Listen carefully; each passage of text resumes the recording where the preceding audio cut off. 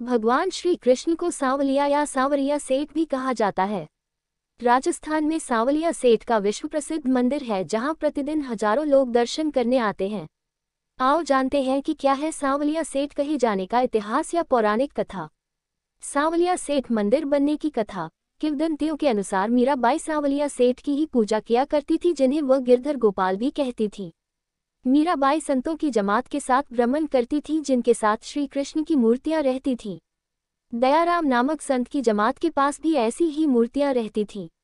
एक बार औरंगजेब की सेना मंदिर में तोड़फोड़ करते हुए मेवाड़ पहुंची और वहां पर उसकी मुगल सेना को उन मूर्तियों के बारे में पता लगा तो वह उन्हें ढूंढने लगे। ये जानकर संत दयाराम ने इन मूर्तियों को बागुन भादसौरा की छापर में एक वट वृक्ष के नीचे गड्ढा खोदकर छिपा दिया। फिर 1840 में मनफिया ग्राम निवासी भोलाराम गुर्जर नामक वाले को सपना आया कि भादसौरा बागुन गांव की सीमा के छापर में भगवान की 4 मूर्तियां भूमि में दबी हुई हैं। सपने के बाद भूमि की उस जगह पर खुदाई की गई तो सभी को आश्चर्य हुआ। वहां से एक जैसी 4 मूर्तियां निकली। देखते ही देखते ये खबर सब तरफ फैल गई और आसपास के लोग प्राकट्य स्थल पर एकत्रित होने लगे। फिर सर्वसम्मति से 4 में से सबसे बड़ी मूर्ति को भादसौरा ग्राम ले जाई गई। भादसौरा में प्रसिद्ध गृहस्थ संत पुराजी भगत रहते थे। उनके निर्देशन में उदयपुर मेवाड़ राज परिवार के भींदर ठिकाने की ओर से सांवलिया जी का मंदिर बनवाया गया। यह मंदिर सबसे पुराना मंदिर है, इसलिए ये सांवलिया सेठ प्राचीन मंदिर के नाम से जाना जाता है। मंझली मूर्ति को वहीं खुदाई की जगह स्थापित किया गया, इसे प्राकट्य स्थल मंदिर भी कहा जाता है। सबसे छोटी मूर्ति भोलाराम गुर्जर द्वारा मनफिया ग्राम ले जाई गई, जिसे उन्होंने अपने घर के परिंदे में स्थापित करके पूजा आरंभ कर दी। चौथी मूर्ति निकालते समय खंडित हो गई, जिसे वापस उसी जगह पधरा दिया गया।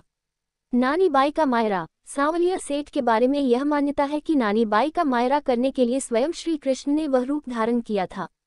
Business partner. व्यापार जगत में उनकी ख्याति इतनी है कि लोग अपने व्यापार को बढ़ाने के लिए उन्हें अपना बिजनेस पार्टनर बनाते हैं।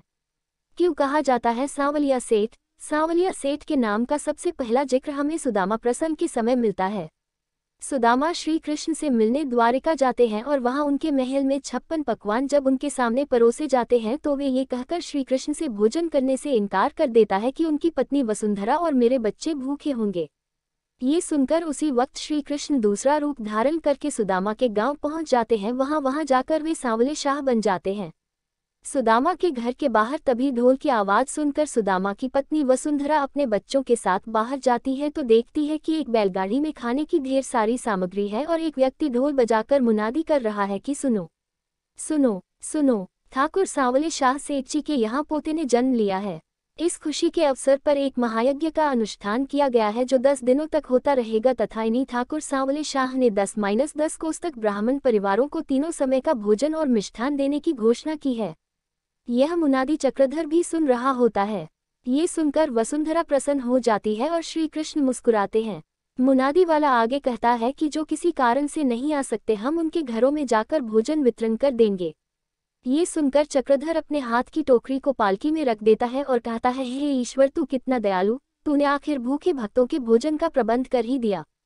ऐसा कहकर वह द्वार पर खड़ी वसुंधरा के बच्चों को देखता है और उनके पास जाकर हाथ जोड़कर कहता है, आओ बच्चों आओ, देखो बेटा भोजन बन रहा है, आओ ना। ये सुनकर सभी बच्चे वसुंधरा की ओर देखते हैं तो वह उन्हें इशारों से घर में से बर्तन लाने का कहती है। एक बच्चा एक भगोना ले जाता है। फिर चक्रधर उन्हें बैलगाड़ी के पास ले जाता है तो वसुंधरा द्वार पर ही खड़ी ये दृश्य देखती रहती है। चक्रधर उनको बैलगाड़ी पर खड़े एक व्यक्ति से भोजन दिलवाता है। भोजन वितरण करने वाला पूछता है, ब्राह्मण पुत्र हो ना? ये सुनकर एक बालक कहता है, हाँ। तब वह कहता है कि इतनी थोड़ी सी खीर से क्या होगा, कोई बड़े भांडे बर्तन ले आते, घर में कोई बड़ा नहीं है। तब वह कहता है कि मेरी माँ है और पिताजी। तब चक्रधर कहता है कि वृंदापुरी के सारे ब्राह्मण आज गांव में मौजूद है, केवल इनके पिता को छोड़कर। कर्मों का मारा सुदामा रोज घर घर जाकर भिक्षा मांगता था और आज जब भोजन उसके द्वार आया है तो वही नहीं है। तब वह व्यक्ति पूछता है, क्यों, कहाँ गया है? तब चक्रधर कहता है कि द्वारिकाधीश श्री कृष्ण से मिलने द्वारिका नगरी गया है। ये सुनकर वह भोजन वितरण करने वाला कहता है कि तो फिर हम ही भोजन दे आते हैं भीतर। फिर वह दूसरे सेवकों से कहता है, चलो भाई 2 टोकरी तैयार करो।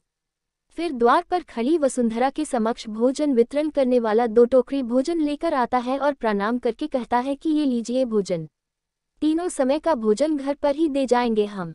10 दिनों तक घर में चूल्हा जलाने की कोई आवश्यकता नहीं, ले लीजिए। ये सुनकर चक्रधर कहता है, संकोच मत कीजिए भाभी जी, ईश्वर की दया समझकर बटोर लीजिए।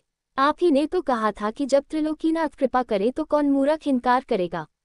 ये सुनकर वसुंधरा प्रसन्न हो जाती है। फिर चक्रधर कहता है, ये त्रिलोकीनाथ ही की कृपा है भाभी जी, लीजिए। फिर चक्रधर भोजन का पात्र खुद ही सेवक से लेकर उन्हें दे देता है। भोजन लेकर वसुंधरा कहती है, सत्य है श्री कृष्ण भक्त वत्सल हैं।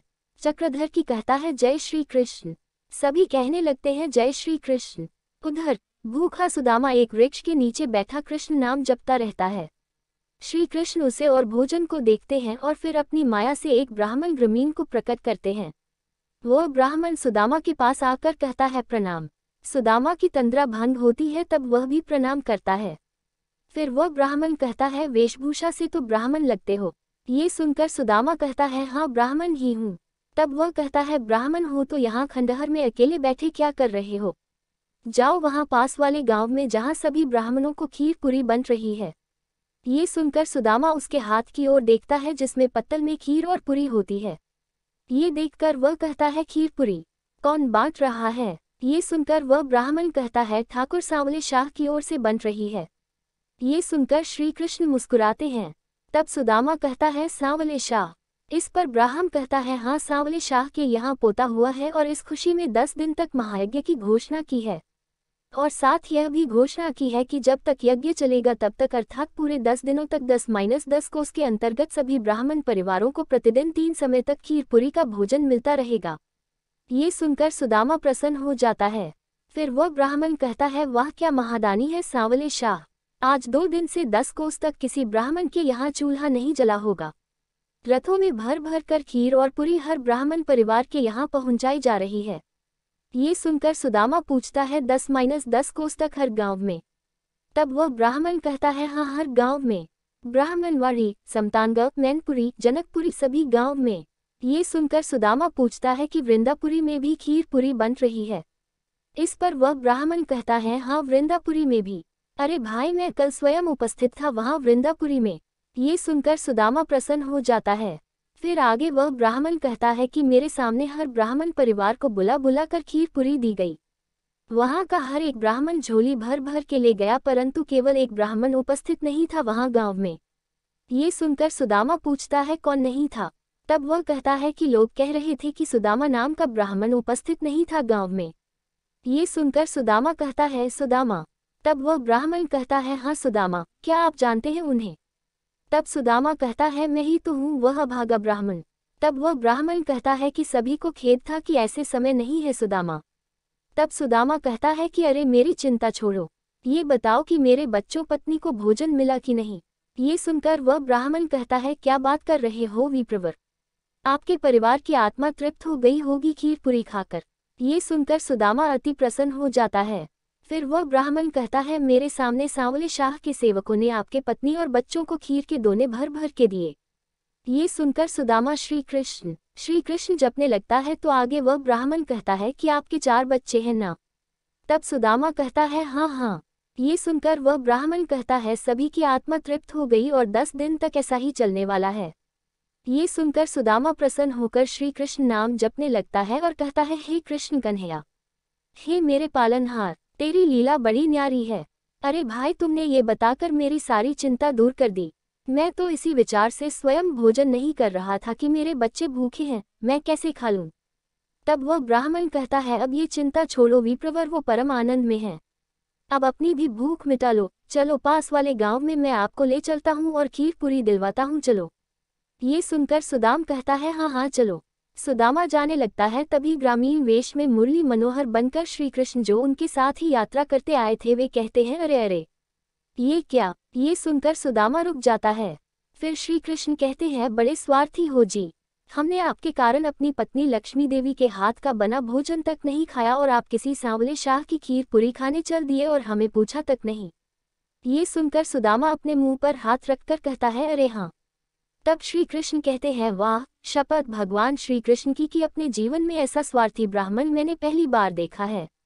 ये सुनकर सुदामा कहता है, क्षमा करना भैया, भूल हो गई, मुझसे बहुत बड़ी भूल हो गई। फिर सुदामा उस ब्राह्मण से कहता है, भैया मेरे नाम का भोजन तो यही रखा है, आपका बहुत बहुत धन्यवाद, आप चलिए मैं यही खा लूंगा। ये सुनकर वह ब्राह्मण कहता है, अच्छा मैं चलता हूँ। फिर सुदामा श्री कृष्ण से कहता है, क्षमा करना भाई, मुझसे बहुत बड़ी भूल हो गई। ये सुनकर श्री कृष्ण कहते हैं, आप क्या समझे, मैं आपके बगैर ही भोजन कर लेता, चलिए साथ भोजन करेंगे। फिर श्री कृष्ण अपने हाथों से सुदामा को भोजन परोसकर खिलाते हैं और कहते हैं, ब्राह्मण देवता जी, मैंने आपसे पहले ही कहा था कि भोजन के दाने दाने पर आप ही का नाम लिखा है, परंतु आप मानते ही नहीं थे। तब सुदामा कहता है, मन नहीं मान रहा था भैया। इस पर श्री कृष्ण कहते हैं कि अब तो मन मान गया ना, अब निश्चिंत होकर जी भरकर खाए।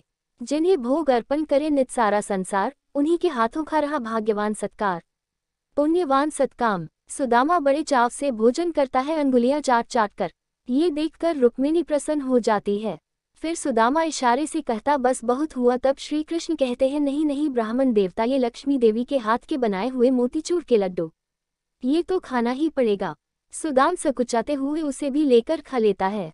तब श्री कृष्ण दूसरा लड्डू देते हैं तो वह कहता है, बस बहुत खा लिया, अब और नहीं खाया जाएगा।